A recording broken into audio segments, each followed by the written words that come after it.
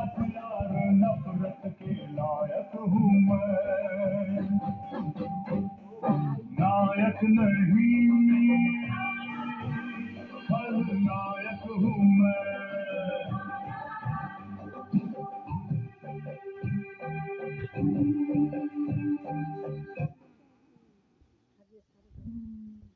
हाँ देखते देखते हेलो हेलो এত আলো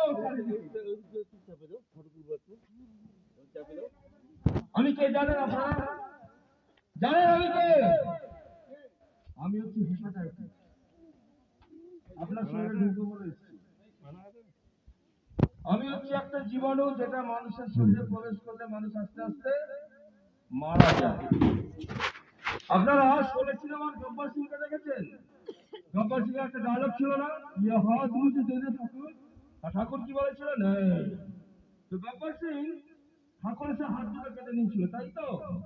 আর আমি সেই গব্বর সিং এর হাতটা কেটে নিয়েছি, বার করছি, বার করছি।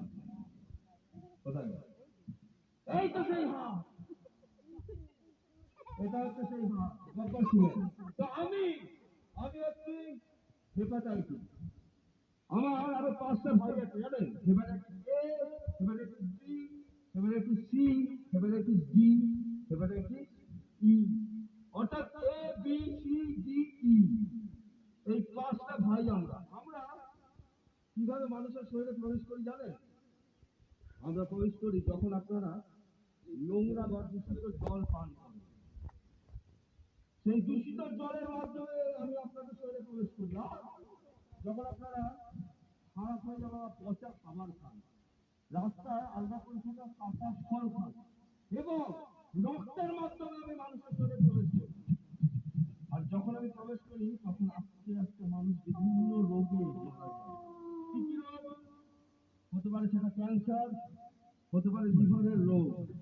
সেই লিভারের রোগ আর ক্যান্সারের মাধ্যমে মানুষ আস্তে আস্তে মারা যায়। আমি আজকে আপনাদের শরীরে প্রবেশ করছি। আমি হেপাটাইটিস।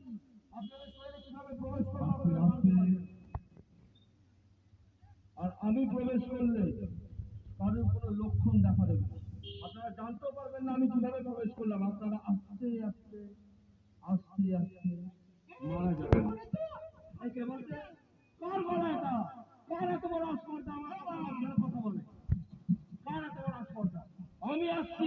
নমস্কার নমস্কার নমস্কার নমস্কার নমস্কার নমস্কার। আমার নাম ম্যাজিশিয়ান ছিপি সরকার। আমি একজনকে এখানে ঘুরিয়ে দেখাবো। আর আমার সঙ্গে নিয়ে গেছি শাহরুখ খান। ওর নাম হচ্ছে শাহরুখ খান। আর আমার নাম হচ্ছে magician Chhipi Sarkar. What is this? আমার নাম হেপো নয়, পুরো নাম বলো। হেপাটাইটিস। হেপাটাইটিস। তো আমরা এসেছি হেপাটাইটিসের একটু প্রচার করতে, বলতে যে কিভাবে একজন সুস্থ মানুষের শরীরে হেপাটাইটিস এখানে কি সুন্দর করে ফুল লিখাচ্ছে। আপনারা ফুল লিখে যাবেন এখান থেকে, ওই দিদি খরচা। তো যাই হোক, hepatitis A B C D ই।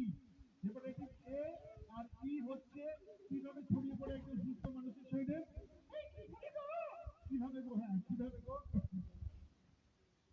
দূষিত খাবার খেলে, দূষিত জল খেলে, পচা খাবার খেলে, আঢাকা খাবার খেলে, বাইরে কাঁচা ফল খেলে, পায়খানায় গিয়ে হাত না ধুলে, খাবার আগে হাত না ধুলে সাবান দিয়ে ভালো করে, তাহলে হেপাটাইটিস এ এবং ই এর জীবাণু আপনার শরীরে ঢুকে যেতে পারে।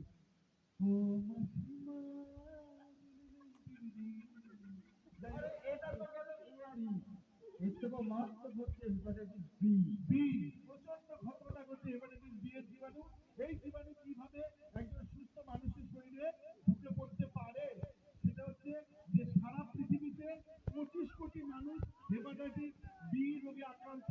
আমাদের দেশে 6 কোটি মানুষ হেপাটাইটিস বি তে আক্রান্ত, কিন্তু তারা জানেই না যে তারা হেপাটাইটিস বি রোগে আক্রান্ত। 90% মানুষ জানেই না, কারণ এর কোনো লক্ষণ নেই। বাইরে থেকে দেখলে বোঝা যায় না কারো শরীরে হেপাটাইটিস বি এর জীবাণু আছে কি নেই।